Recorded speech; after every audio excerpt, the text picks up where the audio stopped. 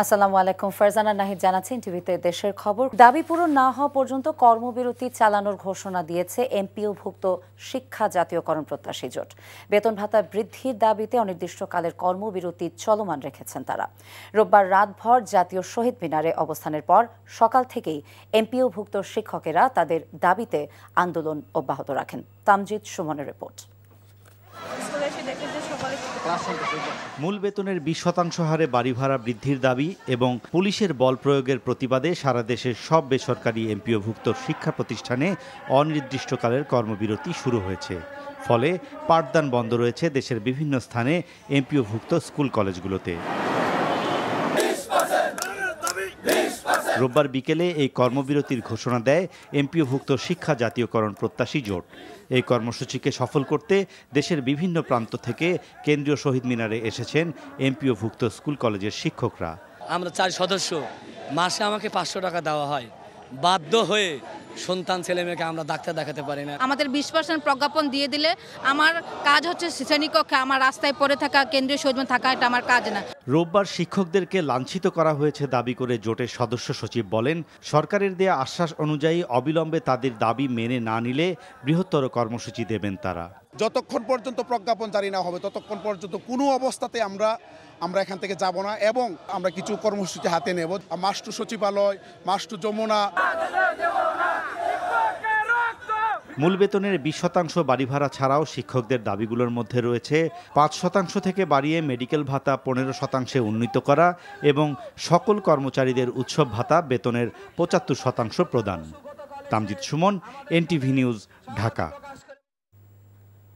Dhaka central university আইন 2025 দ্রুত চূড়ান্ত করে অধ্যাদেশ জারির দাবিতে শিক্ষা ভবনের সামনে অবস্থান কর্মসূচি পালন করছেন সরকারি 7 কলেজের শিক্ষার্থীরা।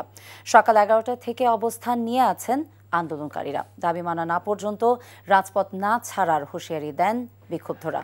শিক্ষা মন্ত্রণালয় বিশ্ববিদ্যালয় নিয়ে যে খসড়া অধ্যাদেশ করেছে তা দ্রুত সময়ের মধ্যে চূড়ান্ত করার দাবি জানানো হয়েছে। শিক্ষার্থীরা বলছেন, আজই ঢাকা সেন্ট্রাল ইউনিভার্সিটি আইন 2025 অধ্যাদেশ জারি করতে হবে, না হলে তারা আরও কঠোর কর্মসূচির ঘোষণা দেবে বলে হুঁশিয়ারি দেন। শিক্ষকদের একটি অংশ এই বিশ্ববিদ্যালয় গঠন নিয়ে সহযোগিতা না করার অভিযোগ করা হয়। ঢাকা কলেজ, কবি নজরুল কলেজ সহ 7 কলেজের কয়েকশো শিক্ষার্থী এই আন্দোলনে অংশ নিয়েছে। দীর্ঘ সময় ব্যস্ততম এই সড়কটি বন্ধ থাকায় বিকল্প সড়কগুলোতে তীব্র যানজটের সৃষ্টি হয়। চট্টগ্রাম বিশ্ববিদ্যালয়ের কেন্দ্রীয় ছাত্র সংসদ চাকসু নির্বাচনকে ঘিরে এখন ক্যাম্পাসে উৎসব মুখর পরিবেশ বিরাজ করছে। 15 তারিখ ভোট গ্রহণের আগে এখন চলছে শেষ সময়ের প্রচারণা। আজ রাতে শেষ হচ্ছে নির্বাচনী প্রচার। চট্টগ্রাম বিশ্ববিদ্যালয়ের প্রতিনিধি ফুয়াদ মণ্ডলকে সাথে নিয়ে আরিজ আহমেদের পাঠানো রিপোর্ট। ক্যামেরায় ছিলেন সুমন গোস্বামী। কেউ নেচে গেয়ে, কেউ বা গানের সুরে শিক্ষার্থীদের দৃষ্টি আকর্ষণের চেষ্টা করছেন। কেউ মাইক ছাড়াই কবিতা আবৃত্তি করে শিক্ষার্থীদের কাছে জেনেছেন। কেউ হাতে এঁকে তৈরি করেছেন পোস্টকার্ড। আবার 2 টাকার উপর ছবি ছাপিয়ে প্রচার করেছেন এক প্রার্থী। প্রার্থীরা বলছেন, একটু ব্যতিক্রমভাবে শিক্ষার্থীদের দৃষ্টি আকর্ষণ করার চেষ্টা করছেন তারা। শিক্ষার্থীরাও প্রার্থীদের এমন অভিনব পদ্ধতির প্রচারে সাড়া দিয়েছেন। আমরা শেষ দিন তাদের কাছে আমাদের বার্তা দেওয়ার চেষ্টা করছি যে তাদের যে সমস্যাগুলো সমাধানের আমাদের প্রতিশ্রুতি দিচ্ছি আমাদের পক্ষ থেকে। আমরা 2 দিনের মধ্যে সবগুলো ইস্তেহার পৌঁছানোর চেষ্টা করেছি। তারা খুব ভালোভাবে অ্যাপ্রিসিয়েট করেছে এবং তারা মনে করছে যে তাদের চিন্তার ঐক্য হয়েছে আমাদের সাথে। ভালোই সাড়া পেয়েছি। আবার শিক্ষার্থীরা বিবেচনা করবে কে যোগ্যতম, তাকে ভোট দিয়ে তারা নির্বাচিত করবে। চট্টগ্রাম বিশ্ববিদ্যালয়ের প্রশাসন জানিয়েছে, নির্বাচনকে ঘিরে সব ধরনের প্রস্তুতি নেওয়া হয়েছে। আর নির্বাচন সুষ্ঠু সুন্দরভাবে পরিচালনা করবার জন্য আমাদের সর্বরকমের প্রস্তুতি কিন্তু আমাদের শেষ। আমাদের ব্যালটের প্রস্তুতি শেষ, আমাদের যত আমাদের জনবল লাগবে সেগুলো নিয়োগ শেষ। আইনশৃঙ্খলা রক্ষাকারী বাহিনী, সিভিল প্রশাসন সবাই আমাদেরকে সহযোগিতা করছেন। চট্টগ্রাম বিশ্ববিদ্যালয়ের সর্বশেষ চাকসু নির্বাচন হয়েছিল 1990 সালে। দীর্ঘ 35 বছর পর আবার ভোট হতে যাচ্ছে। 13টি প্যানেল ও স্বতন্ত্র সহ সর্বোচ্চ 9 শতাধিক শিক্ষার্থী প্রার্থী হয়েছেন। মোট ভোটার প্রায় 28,000। NTV news desk. এদিকে রাজশাহী বিশ্ববিদ্যালয় কেন্দ্রীয় ছাত্র সংসদ রাকসু নির্বাচনের প্রচার মঙ্গলবার মধ্যরাতে শেষ হচ্ছে। প্রথম বর্ষের শিক্ষার্থীদের মন জয় করতে প্রার্থীদের তৎপরতা ছিল চোখে পড়ার মতো। এদিকে ভোট গ্রহণ শেষে 12 থেকে 15 ঘন্টার মধ্যেই ফলাফল প্রকাশ করা সম্ভব বলে জানিয়েছেন উপাচার্য। রাজশাহী থেকে সমসাজুর রিপোর্ট, ক্যামেরায় ছিলেন শরীফুজ্জামান রয়েল। নবীন বরণ উপলক্ষে সোমবার বিশ্ববিদ্যালয়ের কাজী নজরুল ইসলাম মিলনায়তন ছিল প্রথম বর্ষের শিক্ষার্থীদের উপস্থিতিতে কানায় কানায় পূর্ণ। 72 ব্যাচের এই শিক্ষার্থীরা প্রথম বর্ষে ভর্তি হয়ে রাকসু নির্বাচনে ভোট দেওয়ার সুযোগ পাওয়ায় ছিলেন উচ্ছ্বসিত। আমরা যে এসেই প্রথমে রাকসুটা পেয়ে গেছি, এটা আসলে অনুভূতিতে প্রকাশ করার মতো না। আমরা অনেক এক্সাইটেড। আমরা চাই এমন যোগ্য প্রার্থী যারা আমাদের অধিকার আদায়ে, ক্যাম্পাসে অধিকার আদায়ে সাহায্য করবে। একসাথে প্রায় 4000 ভোটারকে কাছে পাওয়ায় মিলনায়তনের বাইরে নতুন শিক্ষার্থীদের সাথে কুশল বিনিময় করেছেন প্রার্থীরা। এই যে 24-25 শিক্ষাবর্ষে ভোটাধিকার ছিল না, একমাত্র আমরা, আমাদের প্যানেলের যারা আছেন, আমরাই কিন্তু একমাত্র তাদের জন্য ভোটাধিকার আদায় লড়াই করেছি। 35 বছরের যে অচল অবস্থা, এটা কাটিয়ে দেওয়ার ক্ষেত্রে বর্তমান শিক্ষার্থীরা আমরা ভূমিকা রাখতেছি। এটা রাজশাহী বিশ্ববিদ্যালয়ের জন্য একটা ইতিহাস হয়ে থাকবে ইনশাআল্লাহ। নবীন বরণ ছিল, সকল শিক্ষার্থীরা এখানে আসছে এবং যত প্রার্থী আছে সবাই আমরা এখানে আজকে সবার সাথে দেখা হচ্ছে। শিক্ষার্থীদের নবীন বরণ উৎসব, আমি চাই আজকে যেহেতু তাদের অনেক শুভ দিন, এই শুভ দিনে তারা এনজয় করুক, উপভোগ করুক। এদিকে রাকসু নির্বাচন সুষ্ঠুভাবে সম্পন্ন করে 12 থেকে 15 ঘন্টার মধ্যে ফলাফল ঘোষণার আশাবাদ ব্যক্ত করেছেন উপাচার্য। ওএমআর-এর মাধ্যমে আমরা যেভাবে গণনা করব, সেটার জন্য যেটুকু সময় লাগবে আমার মনে হয় যে সেটা তো খুবই যৌক্তিক সময় আর কি। তো গতকালকে ওনারা বলছিলেন 12 থেকে 15 ঘন্টা, আমি ওটাই এন্ডোর্স করছি। রাকসু নির্বাচনের ভোট গ্রহণ 16 October. Saju, NTV news, Rajshahi. Jahangirnagar বিশ্ববিদ্যালয়ের নবীন শিক্ষার্থীদের আটকে রেখে র্যাগিংয়ের ঘটনা ঘটেছে। প্রাণ রসায়ন এবং অনুপ্রাণ বিজ্ঞান বিভাগের 54 ব্যাচের 20 শিক্ষার্থীকে আটকে রেখে র্যাগিংয়ের সময় তাৎক্ষণিক অভিযান চালিয়ে তাদেরকে উদ্ধার করা হয়। এ ঘটনায় ওই বিভাগের 53 ব্যাচের দ্বিতীয় বর্ষের সিনিয়র শিক্ষার্থীরা জড়িত বলে জানিয়েছেন বিশ্ববিদ্যালয় প্রশাসন। রোববার রাতে বিশ্ববিদ্যালয়ের 21 নম্বর ছাত্র হলের 403 নম্বর কক্ষে ঘটনাটি ঘটে। খবর পেয়ে বিশ্ববিদ্যালয়ে কর্মরত সাংবাদিক, হল গার্ড, হল সংসদের নেতারা অভিযান চালিয়ে র্যাগ দেয়া শিক্ষার্থীদের উদ্ধার করে। প্রক্টর অধ্যাপক AKM রাশেদুল আলম বলেন, র্যাগিংয়ের বিষয়ে কোনো ছাড় দেওয়া হবে না। ছাত্র হল প্রশাসন এ ব্যাপারে ব্যবস্থা নিচ্ছে। দেশের রাজনৈতিক বাস্তবতায় উচ্চকক্ষে পিআর হতে পারে বলে জানিয়েছেন জাতীয় নাগরিক পার্টি এনসিপির উত্তরাঞ্চলের মুখ্য সংগঠক সার্জিস আলম। দুপুরে জামালপুর জেলা পরিষদ মিলনায়তনে এনসিপির জেলা এবং উপজেলা কমিটির সমন্বয় সভা শেষে সাংবাদিকদের প্রশ্নের জবাবে তিনি এসব কথা বলেন।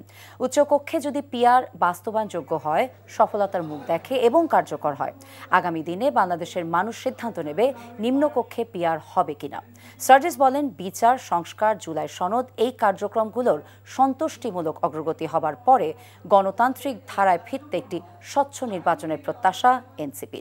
বিভিন্ন রাজনৈতিক দলের সাথে নির্বাচন কেন্দ্রিক আলোচনা চলছে জানিয়ে সার্জিস বলেন, এনসিপি এককভাবে নির্বাচনে যেতে পারে কিংবা জোটগতভাবেও যেতে পারে। এই মুহূর্তে নিম্নকক্ষে পিআরের পক্ষে নই। আমরা একটি স্বচ্ছ নির্বাচনের প্রত্যাশা করছি।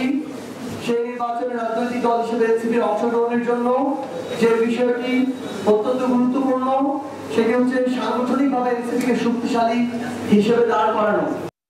9 দফা দাবিতে বিক্ষোভ করেছে গাজীপুরের কোনাবাড়িতে কাদের সিনথেটিক ফাইবার্স লিমিটেড কারখানার শ্রমিকেরা জানায়, সকালে শ্রমিকেরা কাজে যোগ না দিয়ে কারখানার মূল ফটকের সামনে অবস্থান নেন। কর্তৃপক্ষের কাছে 9 দফা দাবি উপস্থাপন করার পরও কোনো সিদ্ধান্ত না আসায় শ্রমিকেরা ক্ষুব্ধ হয়ে ওঠেন। এদিকে ভালুকায় বকেয়া বেতন সহ 10 দফা দাবিতে ঢাকা ময়মনসিংহ মহাসড়কের ভালুকার কাঠালি নামক স্থানে প্রায় 1.5 ঘন্টা অবরোধ করে রাখে শেফার্ড গার্মেন্টসের শ্রমিকেরা।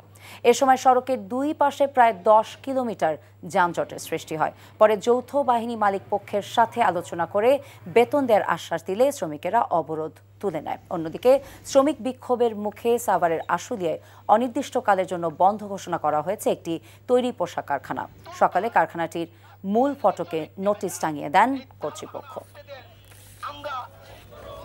জনপ্রশাসন সংস্কার কমিশন বিভাগ পুনর্গঠনের প্রস্তাবে ঢাকা বিভাগ থেকে টাঙ্গাইলকে বাদ দিয়ে ময়মনসিংহে অন্তর্ভুক্তির প্রতিবাদে ঢাকা টাঙ্গাইল মহাসড়ক অবরোধ করে বিক্ষোভ করেছে জেলাবাসী। তাদের দাবি ঐতিহাসিক, ভৌগোলিক এবং প্রশাসনিক দিক বিবেচনায় টাঙ্গাইলকে ঢাকা বিভাগেই রাখতে হবে। দাবি মানা না হলে বৃহৎ কর্মসূচির হুঁশিয়ারি দেন আন্দোলনকারীরা। সকালে জেলার বিভিন্ন উপজেলা থেকে ছাত্র জনতা ঢাকা টাঙ্গাইল যমুনা সেতু মহাসড়কের গোল চত্বরে অবস্থান নেয়। এ সময় তারা সড়ক অবরোধ করে টাঙ্গাইলকে ঢাকা বিভাগেই রাখার দাবি জানান। প্রয়োজনীয় পদক্ষেপ গ্রহণের আশ্বাস দেয় স্থানীয় প্রশাসন। লুটপাটের মাধ্যমে আওয়ামী লীগ সরকার দেশের স্বাস্থ্য বিভাগকে ধ্বংস করে দিয়েছে বলে মন্তব্য করেছেন বিএনপি কেন্দ্রীয় কমিটির সদস্য রুহুল কুদ্দুস তালুকদার দুলু। দুপুরে নাটোর শহরের আলাইপুর জেলা বিএনপি কার্যালয়ে জাতীয়তাবাদী পল্লী চিকিৎসক অ্যাসোসিয়েশনের ১৭তম প্রতিষ্ঠা বার্ষিক উপলক্ষে আলোচনা সভায় তিনি এসব কথা বলেন। এ সময় জেলা বিএনপি এবং পল্লী চিকিৎসক সংগঠনের নেতৃবৃন্দ উপস্থিত ছিলেন। লালমনিরহাটে সার ও কীটনাশক সিন্ডিকেট বন্ধের দাবিতে মানববন্ধন করেছে কৃষক দল। দুপুরে শহরের মিশন রোড চত্বরে আয়োজিত মানববন্ধনে বক্তারা অভিযোগ করেন, বিগত সরকারের সময় নিয়োগপ্রাপ্ত ডিলাররা সিন্ডিকেট করে সারের কৃত্রিম সংকট সৃষ্টি করে দীর্ঘদিন ধরে উচ্চ মূল্যে বিক্রি করে আসছে। সরকারি নীতিমালা অনুযায়ী সার এবং বীজ প্রান্তিক কৃষকদের মাঝে বিক্রি এবং কৃত্রিম সংকট সৃষ্টিকারী ডিলারদের বিরুদ্ধে ব্যবস্থা নেওয়ার দাবি করেন বক্তারা। এই ছিল দেশের খবরে। এই খবরের ভিডিও আপডেট জানতে ভিজিট করুন এনটিভি অনলাইন www.ntvbd.com। এছাড়া এনটিভি জনপ্রিয় সব অনুষ্ঠান এবং খবরের আপডেট জানতে ভিজিট করুন আমাদের ইউটিউব এবং ভেরিফাইড ফেসবুক পেজ। ৬টায় ইভিনিং নিউজ দেখার আমন্ত্রণ রইল। সবাইকে ধন্যবাদ।